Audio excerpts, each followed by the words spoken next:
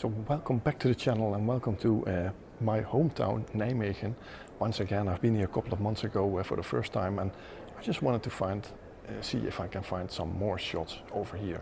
So today we're doing a little street photography, a little different than normally, but I think absolutely worth searching for those nice old buildings, those nice compositions here in the middle of the city. So I found this tunnel here as my first shot that you can see behind me, and in the back there are all the terraces of the city. And if you look at it, up there is a tower, and I'm just keeping that in the clear of that open space on the right side there. So that's what I'm looking for, and I'm using the same technique as in the last time that I was in Nijmegen. I'll put a link up here in the corner. If you haven't seen that video, you can always check it out. But I'm putting everything in manual, and then I'm gonna take multiple exposures. I think I need about 10 or 15 at this moment. So I'm starting with a 6-second exposure, f8, and then I'm constantly, after every shot, I turn it down 3 clicks.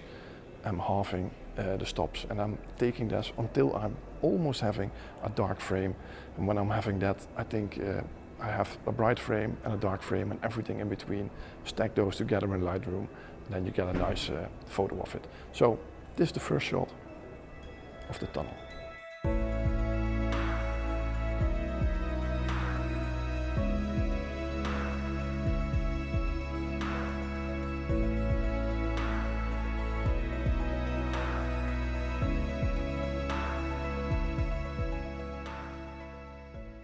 So for the second shot, I moved a little bit to the front. I'm now actually, as you can see, in the middle of this tunnel.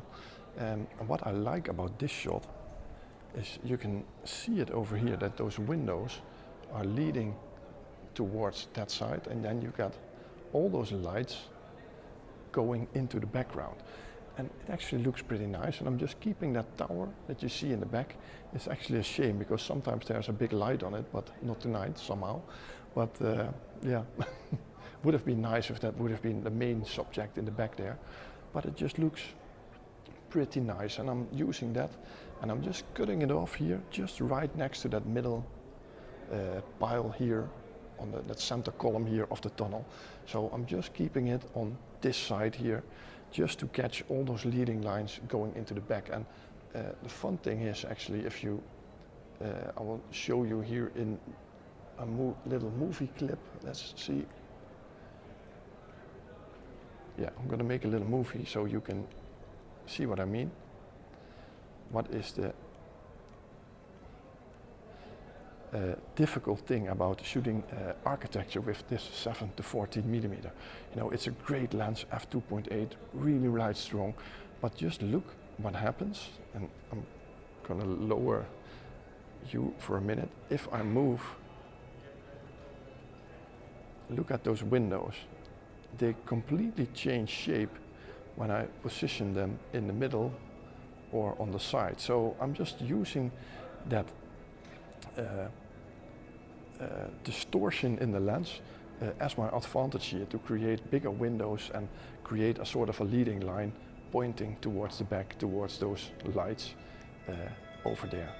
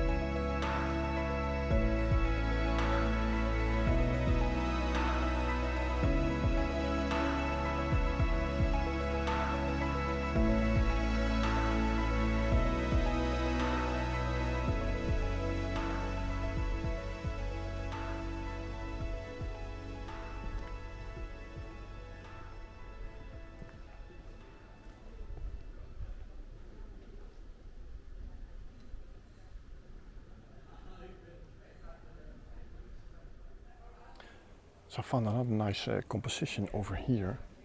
Just look at this lane behind me. I'm still taking all the shots from my high-res image. But you see this building on the left here, which is very old with all those plants growing on it.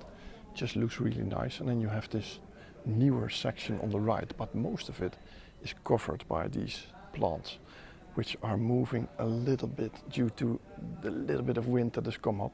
So that's a shame. So I hope it's not too disturbing in the image that this is not in focus. What I really like is if you look at the ground, there is, oh, don't put my finger in front of the lens, but you can see it also up here. There is a line in the middle of the path that looks different. But that's actually what I like in this shot, that this line is leading to the back, old building left, new building on the right. Yeah, I think quite a nice shot. Haven't seen this one yet, so hopefully it works out. So this is the next shot.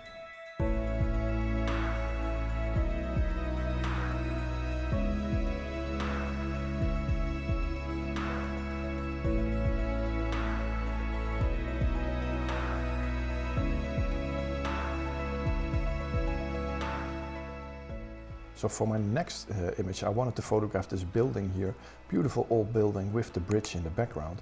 But as you can see, there are no lights on in this beautiful old building, which really makes it a really dark shot. So I went looking for something else, some different shot that I had in mind, and I actually found a really nice one.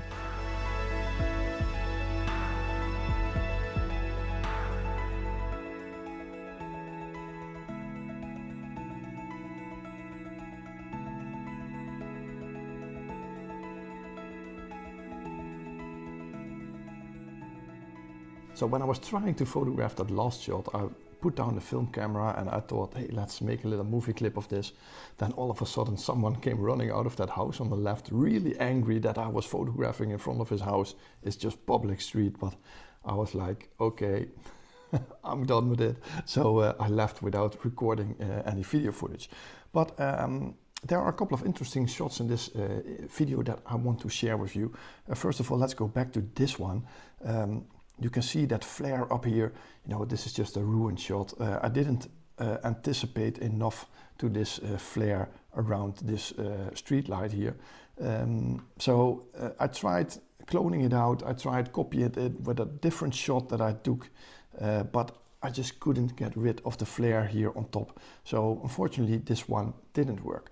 So let's look at those HDR shots that I created. For example, here, this one, where I have this really dark bow here and this light background. A difficult scene for a camera when the dynamic range is that high.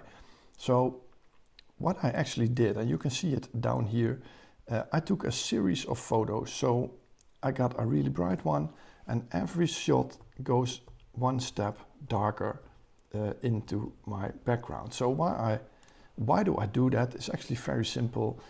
If I make this shot darker, it just doesn't have that nice feel. Plus, there is an awful lot of noise in this image.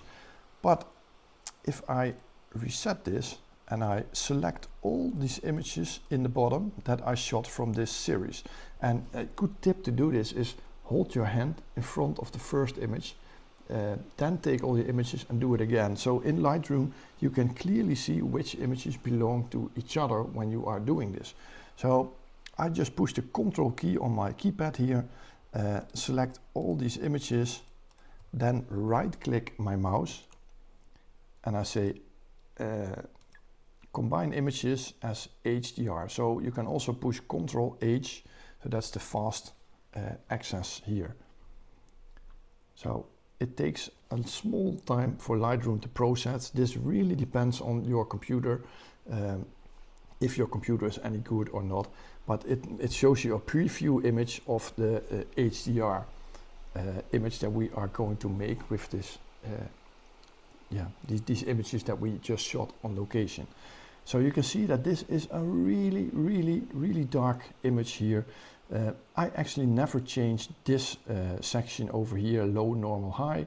I always leave it to low, and then we just push the combine button here on the bottom. So you can see now on the top corner here that we have an HDR DNG image. So this is the final result DNG that we are going to work with.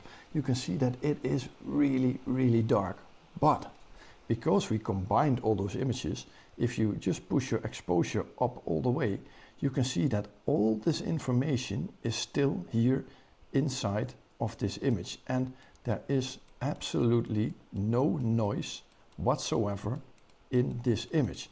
So that is why I do that, and this is actually really easy because you can alter those highlights and shadows a little bit, and then just turn the exposure up like this, and just keep that dark section here, but still see the details in this particular image.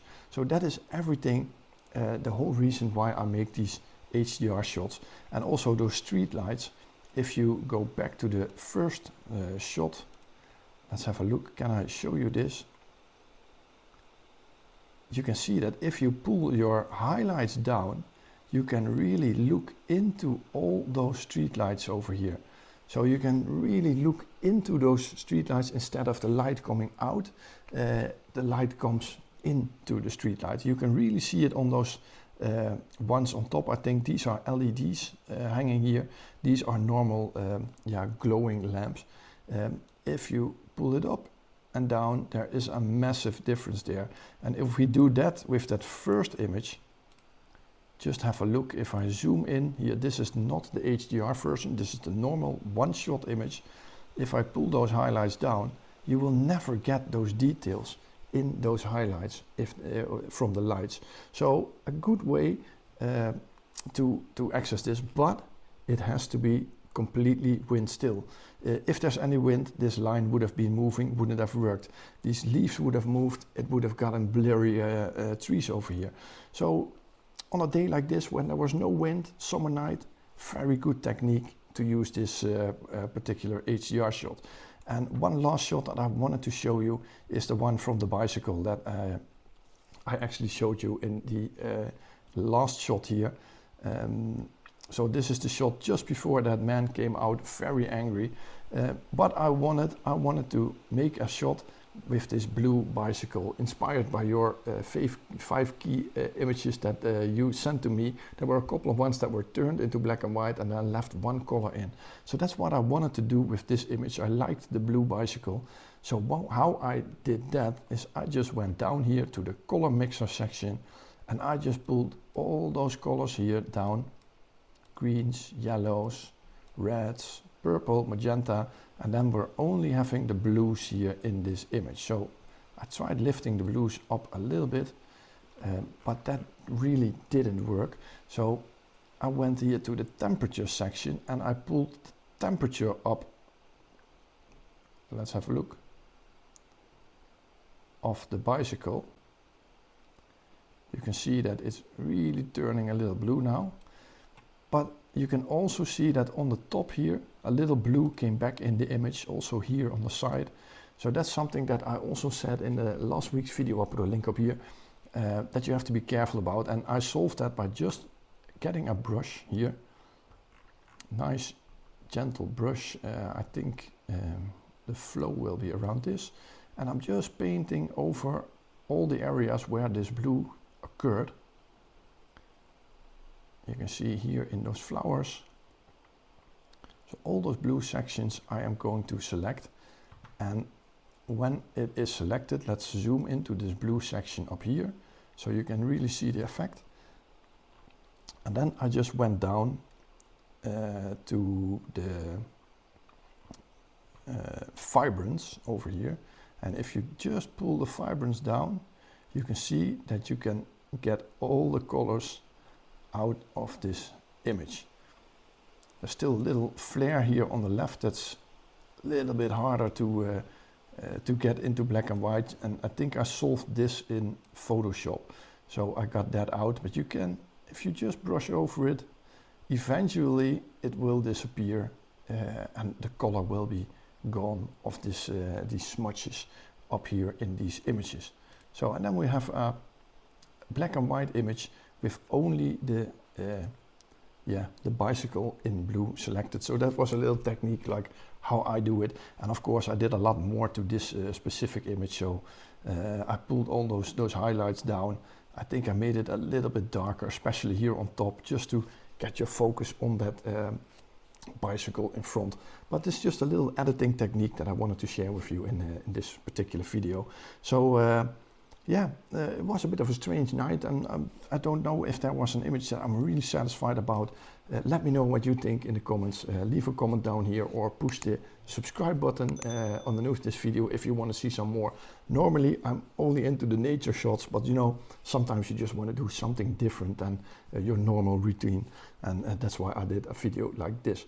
So yeah, thanks for watching. If you liked the video, don't forget my buy me a coffee link if you're interested in that. Supporting this channel, yeah, please click it. There's a link underneath this video. Also to my 2025 calendar. It's still on pre-sale at the moment, so you can still order it through my webshop. There's a link in the description. Yeah, if you want to support this channel, I massively appreciate it. So hope to see you on the next video. Thanks for watching. Bye bye.